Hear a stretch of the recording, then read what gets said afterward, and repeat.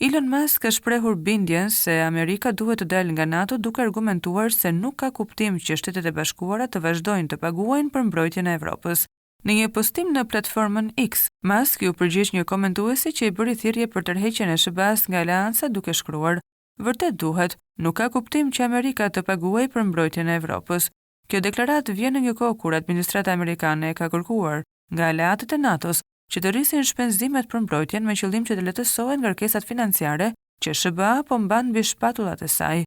Kjo kërkesë ka ardhur pas një ndryshimi të politikave të SBA-s, ku ka pasur një kthes të papritur në mbështetje të Ukrainës dhe një vendim për të kufizuar stërvitjet ushtarake të përbashkëta, duke njoftuar gjithashtu një plan për të zhvendosur pjesë të forcave ushtarake amerikane nga Gjermania në Hungari.